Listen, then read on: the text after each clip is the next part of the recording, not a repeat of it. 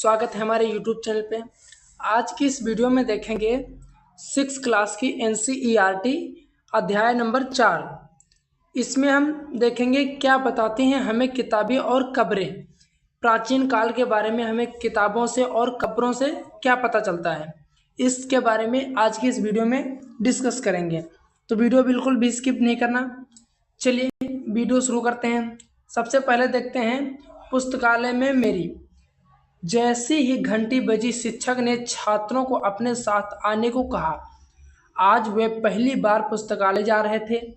मेरी ने देखा कि पुस्तकालय उसकी कक्षा से काफ़ी बड़ा था और वहाँ किताबों से भरी कई रैक थी। कोने में एक अलमारी थी जो मोटी मोटी किताबों से भरी थी। मेरी को एक अलमारी खोलने की कोशिश करते देख शिक्षक ने कहा, उस अलमारी में अलग अलग धर्मों से जुड़ी हुई महत्वपूर्ण किताबें हैं। क्या तुम्हें मालूम है कि हमारे पास वेदों का भी एक संग्रह है? मेरी सोचने लगी, वेद क्या है? चलो पता लगाएं क्या है वेद। वेद क्या है? तो वेद के बारे में पहले देखते हैं। शायद तुमने वेदों के बारे में सुना होगा। शायद शिक्षक कहता है मेरी से कि शायद तुमने वेदों के बारे में सुना होगा। वेद 4 होते हैं, ऋग्वेद, सामवेद, यजुर्वेद तथा अथर्ववेद। सबसे पुराना वेद ऋग्वेद है, जिसकी रचना लगभग 3500 साल पहले हुई है। यह शिक्षक कहता है मेरी से 3500 साल पहले हुई थी ऋग्वेद की रचना। सबसे पुराना वेद है ऋग्वेद, जिसकी रचना लगभग 3500 साल पहले हुई थी। ऋग्वेद में 1000 से ज़्यादा प्रार्थनाएं हैं, जिन्हें सूक्त भी कहते हैं, जिन्हें सूक्त भी कहा गया है। ठीक है, यह शिक्षक कहता है मेरी से। सूक्त का मतलब है अच्छी तरह से बोला गया या विभिन्न देवी देवताओं की स्तुति में रचे गए। इनमें से 3 देवता बहुत महत्वपूर्ण हैं, अग्नि, इंद्र और सोम। अग्नि आग के देवता, इंद्र युद्ध के देवता और सोम एक पौधा है जिससे एक खास पेड़ बनाया जाता है। वैदिक प्रार्थनाओं की रचना ऋषियों ने की थी। आचार्य विद्यार्थियों को इन अक्षरों, शब्दों और वाक्यों में बांटकर सस्वर पाठ द्वारा कंठस्थ करवाते थे। अधिकांश सूक्तों की रचयिता सीखने और सिखाने वाले पुरुष थे। कुछ कुछ प्रार्थनाओं की रचना महिलाओं ने भी की थी। ऋग्वेद की भाषा पाक संस्कृत एवं वैदिक संस्कृत कहलाती है। तुम स्कूल में जो संस्कृत पढ़ते हो उससे यह भाषा थोड़ी भिन्न है। शिक्षक ने कहा मेरे से कि जो तुम स्कूल में संस्कृत भाषा पढ़ते हो उससे यह थोड़ी अलग है। ठीक है, देखते हैं संस्कृत और अन्य भाषाएं क्या है। जैसे संस्कृत और अन्य भाषाएं उस टाइम पे कौन कौन सी भाषाएं थी। तो संस्कृत भाषा भारत यूरोपीय भाषा परिवार का हिस्सा है। भारत यूरोपीय भाषा परिवार का एक हिस्सा है। भारत की कई भाषाएं असमिया, गुजराती, हिंदी, कश्मीरी और सिंध एशियाई भाषाएं जैसे फारसी तथा यूरोप की बहुत सी भाषाएं जैसे अंग्रेजी, फ्रांसीसी, जर्मनी, यूनानी, इतालवी, स्पेनिश आदि इसी परिवार से जुड़ी हुई हैं। उन्हें एक भाषा परिवार इसलिए कहा जाता है क्योंकि आरंभ में उनमें कई शब्द एक जैसे थे। उदाहरण के लिए मात्र संस्कृत में माँ, हिंदी और मदर अंग्रेजी शब्द को देखो। क्या तुम्हें इनमें कोई समानता नजर आती है क्या? चलो यहाँ छोड़ देते हैं, आगे से पढ़ते हैं मेन टॉपिक, नहीं तो बहुत लंबा वीडियो हो जाएगा। हम जिन किताबों को पढ़ते हैं वे लिखी और छापी गई हैं। ऋग्वेद का उच्चारण किया जाता था और श्रवण किया जाता था, ना कि पढ़ा जाता था। उस काल में जो ऋग्वेद था तो उसको एक तो उच्चारण करते थे, दूसरा श्रवण करते थे, उसको सिर्फ पढ़ा नहीं जाता था। आज के ज़माने में जैसे आज कुछ लोग हैं देखो सिर्फ पढ़ लेते हैं, तो उस टाइम पर पढ़ते नहीं थे, उसका उच्चारण करते थे और श्रवण करते थे। रचना के कई सदियों बाद इसे पहली बार लिखा गया। उसे बहुत सदियों के बाद पहली बार लिखा गया था। इसे छापने का काम तो मुश्किल से 200 साल पहले हुआ था। इतिहास ऋग्वेद का अध्ययन कैसे करते हैं? अब देखते हैं इतिहास ऋग्वेद का अध्ययन कैसे करते हैं। इतिहासकार पुरातात्विताओं की तरह के अतीत तरह के अतीत के बारे में जानकारी इकट्ठी करते हैं, लेकिन भौतिक अवशेषों के अलावा वे लिखित स्रोतों का भी उपयोग करते हैं। चलो देखते हैं कि ऋग्वेद का अध्ययन कैसे करते हैं। ऋग्वेद के कुछ सूक्त वार्तालाप के रूप में हैं। विश्वामित्र नामक ऋषि और देवियों के रूप में पूजित दो नदियों व्यास और सतलुज के बीच यह संवाद एक ऐसे ही सूक्त का अंश है। ऐसे ही सूक्त का अंश है। चलिए आगे देखते हैं। वेद कुछ इस प्रकार के हुआ करते थे। इस प्रकार के ऋग्वेद जो है पांडुलिपि का एक पन्ना है। ऋग्वेद की पांडुलिपि का एक पन्ना बुर्ज वृक्ष की छाल पर लिखी यह पांडुलिपि कश्मीर में पाई गई थी। जो प्राचीन काल में जो लिखे जाते थे पांडुलिपि जो थी वह बुर्ज के जो है बुर्ज वृक्ष जो होती थी उसकी छाल छाल से लिखा जाता था। तार के पन्नों पे लिखा जाता था। लगभग 150 वर्ष पहले ऋग्वेद को सबसे पहली बार छपने के लिए इसका उपयोग किया गया था। 150 साल पहले जो है सबसे पहले इसको जो छपने के लिए उपयोग किया गया था। पांडुलिपि को देखकर अंग्रेजी अनुवाद तैयार हुआ। यह पांडुलिपि पुणे महाराष्ट्र के एक पुस्तकालय में सुरक्षित है। अब विश्वामित्र और नदियों के बारे में देखेंगे। हे नदियों, अपने बछड़ों को चाटती हुई दो दमकती गायों की तरह दो पुर्तलियों घोड़ों की चाल से पहाड़ों से नीचे आओ। इंद्र द्वारा दी हुई शक्ति से स्फूर्त तुम रथों की गति से सागर की ओर बह रही हो। तुम जल से परिपूर्ण हो और एक दूसरे से मिल जाना चाहती हो। अब नदियाँ क्या कहनी, जल से परिपूर्ण हम देवताओं को बनाए रास्ते पर चलती हैं। एक बार निकलने पर हमें रोका नहीं जा सकता। हे ऋषि, तुम हमसे प्रार्थना क्यों कर रहे हो? विश्वामित्र कहते हैं, हे बहनों, मुझ गाय की प्रार्थना सुनो। मैं रथों और गाड़ियों सहित बहुत दूर से आया हूँ। कृपया करके अपने जल को हमारे रथ और गाड़ियों की धुरियों के ऊपर ना उठाओ, ताकि हम आसानी से उस पार जा सकें। ताकि अब फिर नदियाँ क्या बोलती हैं, हम तुम्हारी प्रार्थना सुनेंगे जिससे तुम सब सुरक्षित उस पार जा सको। इतिहासकार यह बताते हैं कि यह प्रार्थना उस क्षेत्र की रची गई होगी। यहाँ ये नदियाँ बहती हैं। वे यह भी सुझाते हैं कि जिस समाज में ऋषि रहते थे वहाँ घोड़ों और गायों को बहुत महत्व दिया जाता था। प्राचीन काल में जहाँ पर ये जो ऋषि रहते थे, ऋग्वेद में जो गायों का बहुत ही महत्व दिया गया है, इसलिए नदियों की तुलना घोड़ों और गायों से की गई है। क्या तुम्हें लगता है कि रथ भी महत्वपूर्ण थे? अपने जवाब के लिए कारण बताओ। प्रार्थना की पंक्तियों द्वारा पढ़कर यह बताओ कि उन्होंने परिवहन के लिए किन किन साधनों का उल्लेख किया है। चलिए आगे देखते हैं। मेन देखते हैं। मवेशी, घोड़े और रथ। मवेशी, घोड़े और रथ क्या थे? तो ऋग्वेद में मवेशी बच्चों, खासकर पुत्रों और घोड़ों की प्राप्ति के लिए अनेक प्रार्थनाएं हैं। घोड़ों को लड़ाई में रथ खींचने के काम में लाया जाता था। इन लड़ाइयों में मवेशी जीत कर लाए थे। लड़ाइयाँ वैसे जमीन के लिए भी लड़ी जाती थी, वहाँ अच्छे चारागाह हो या जहाँ पर जैसी जल्दी तैयार हो जाने वाली फसलों को उपजाया जा सकता है। कुछ लड़ाइयाँ पानी और स्रोतों और लोगों को बंदी बनाने के लिए भी लड़ी जाती थी। कुछ लड़ाइयाँ जो है स्रोतों फसलों को बचाया जाता था। कुछ लड़ाई पानी, स्रोतों और लोगों को बंदी बनाने के लिए लड़ी जाती थी।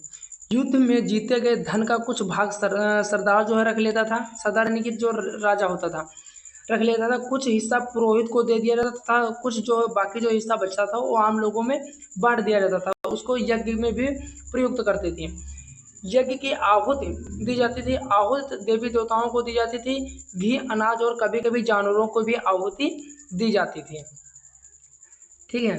अब लोगों की विशेषताएं क्या थी? लोगों को विशेषताएं बताने वाले शब्द बताएं देखते हैं। लोगों का वर्गीकरण काम, भाषा, परिवार एवं समुदाय, निवास स्थान या संस्कृत परंपरा के आधार पर किया जाता था।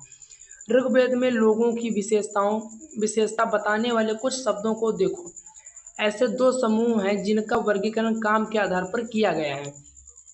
पुरोहित, जिन्हें कभी कभी ब्राह्मण भी कहा जाता था, तरह तरह के यज्ञ और अनुष्ठान करवाते थे। दूसरे लोग राजा हुआ करते थे। ये राजा वैसे नहीं थे जिनके बारे में तुम बाद में पढ़ोगे। ये ना तो बड़ी राजधानियों और महलों में रहते थे, न इनके पास सेना थी, न ही ये कर वसूलते थे। और प्रायः राजा की मृत्यु के बाद उसका बेटा आप ही अपने आप ही जो स्वतः ही जो है राजा बन जाता था। या जो अभी जो पढ़ोगे, जो आजकल के टाइम में जो मुगल काल में जैसे राजा हुए थे, उस तरह के राजा नहीं थे ये। ठीक है, चलिए आगे देखते हैं। खामोशी प्रहरी कहानी महापाषाणों की। ये शिलाखंड बड़ा पाषाण पत्थर के नाम से जाना जाते थे। पत्थर दफन करने की जगह पर लोगों द्वारा बड़े करीने से लगाए जा गए थे। महापाषाण कब्रें बनाने की प्रथा लगभग 3000 वर्ष पूर्व भारत और कश्मीर में प्रचलित थी। उसके बाद कुछ महत्वपूर्ण महापाषाण पुरातत्व मानचित्र 2 में दिखाए गए हैं। कुछ महापाषाण जमीन के ऊपर ही दिखे जाते हैं, कुछ महापाषाण जो है जमीन के भीतर भी दिखते हैं। मतलब कहने का मतलब यह है कि कुछ महापाषाण जो है पत्थर, जो बड़े बड़े पत्थर हुआ करते थे, वह जमीन के ऊपर भी दिखते हैं, तथा कुछ जो है नीचों में जो है नीचे जमीन के नीचे भी दिखाई पड़ते हैं। चलिए आगे देखते हैं।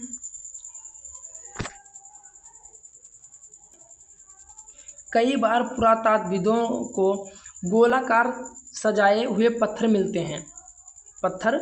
हैं। कई बार अकेला खड़ा हुआ पत्थर मिलता है। यही एक ही मात्र के प्रमाण है जो जमीन के नीचे कब्रों में को दर्शाते हैं। महापाषाणों के निर्माण के लिए लोगों को कई तरह के काम करने पड़ते थे। हमने जो कार्यों की सूची बनाई उन्हें क्रमबद्ध करो। गड्ढे खोदना, शिलाखंडों को ढोकर लाना, बड़े पत्थरों को तराशना और मरे हुए को दफनाना। मतलब सीधी सी बात यह है, जो है बड़े बड़े गड्ढे खोदे जाते थे, जो है उसको ढका जाता था, जो लाश को दफनाने के काम आते थे, उसको दफनाया भी जाता था। इन सब कब्रों में कुछ समानताएं हैं। सामान्यतः मृतकों को खास किस्म की मिट्टी के बर्तनों के साथ दफनाया जाता था।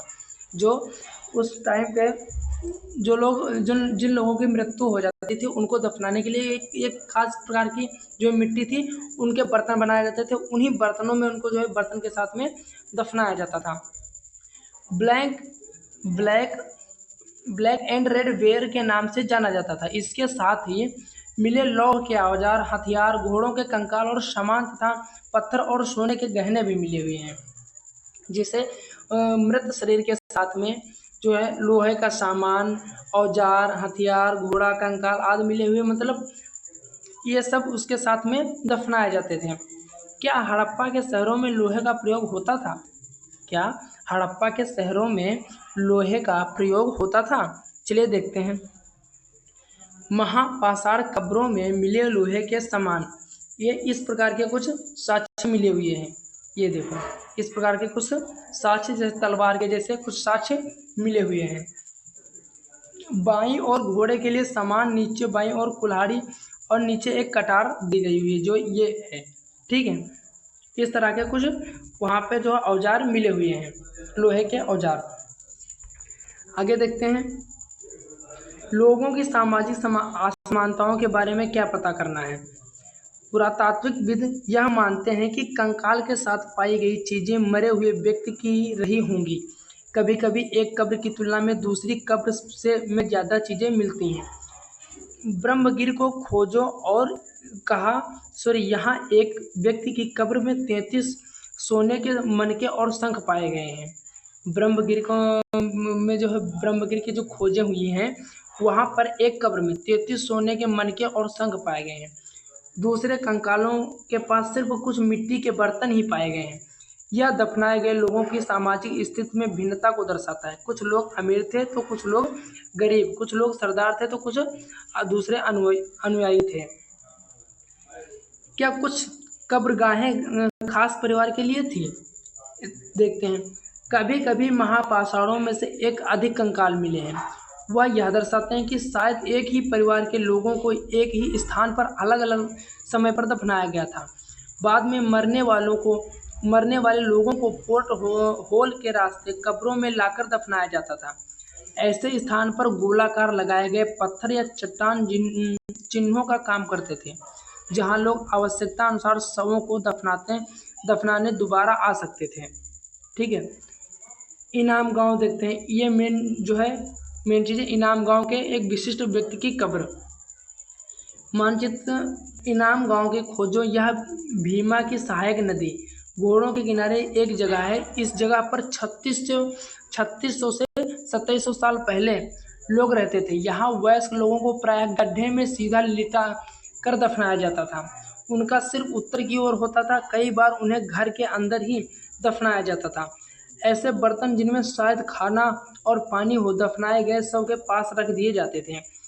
एक आदमी को 5 कमरों वाले मकान के आंगन में 4 पैरों वाली मिट्टी के एक बड़े संदूक में दफनाया गया था, बस्ती के बीच में बसा हुआ। बस्ती के बीच में। चलिए आगे देखते हैं। क्या देखते हैं, क्या बताते हैं हमें कंकाल के अध्ययन। कंकाल के अध्ययन जो है हमें क्या बताते हैं। छोटे आकार के आधार पर एक बच्चे के कंकाल को आसानी से पहचाना जा सकता है। छोटे आकार के आधार पर एक बच्चे के कंकाल को आसानी से पहचाना जा सकता है, लेकिन एक बच्चे और बच्ची के कंकाल के बीच कोई बड़ा फर्क नहीं होता है। क्या हम यह पता लगा सकते हैं कि कंकाल किसी पुरुष का था या स्त्री का।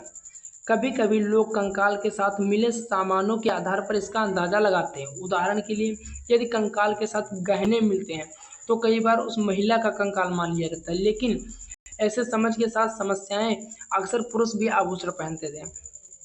कंकाल का लिंग पहचानने का बेहतर तरीका उसकी अस्थियों की जांच है। अस्थियों की जांच है। चूंकि महिलाएं बच्चों को जन्म देती हैं, इसलिए उनका कट प्रदेश या कूल्हा पुरुषों से ज़्यादा बड़ा होता है। ठीक है, चलिए देखते हैं इनाम गांव के लोगों के काम और धंधे के बारे में। इनाम गांव में पुरातात्विक विदों को गेहूं, जौ, चावल, दाल, बाजरा, मटर और तिल के बीज मिले हैं। कई जानवरों की हड्डियां भी मिली हैं। कई हड्डियों पर काटने के निशान से यह अंदाजा होता है कि लोग इन्हें खाते होंगे, कि लोग जानवरों को खाते होंगे। कई खाते होंगे। गाय, बैल, भैंस, बकरी, भेड़, कुत्ता, घोड़ा, गधा, सुअर, सांभर, चितकबरा, हिरण, कृष्ण मृग, खरहा, नेवला, चिड़िया, घड़ियाल, कछुआ, केकड़ा और मछली की हड्डियां भी पाई गई हैं। ऐसे साक्ष्य मिले हैं कि बेर, आंवला, जामुन, खजूर और कई तरह की रस भरियां एकत्र भी की जाती थी। ठीक है, ये देखिए यहाँ पे दिखाते हैं। अन्यत्र एटल के चीन को देखो, लगभग 3500 साल पहले हम यहाँ की लेखन कला के सबसे पुराने उदाहरण पाते हैं। यह जानवरों की हड्डियों पर लिखा था। इन्हें भविष्यवाणी करने वाली हड्डियां कहा जाता है, क्योंकि यह मान्यता थी कि यह भविष्य बताती हैं। राजा और लोग परंपराओं इन हड्डियों पर सवाल लिखवाते थे। क्या ने युद्ध जीतेंगे? क्या वे युद्ध जीतेंगे? क्या फसलें अच्छी होंगी? क्या उन्हें पुत्र होंगे? फिर इन हड्डियों को आग में डाल दिया जाता था, जहां इनमें गर्मी से चटक कर दरारें पड़ जाती थी। भविष्यवक्ता इन दरारों को बड़े ध्यान से देखकर भविष्यवाणी करने की कोशिश करते थे, जैसा शायद तुम भी सोच रही होगी। ये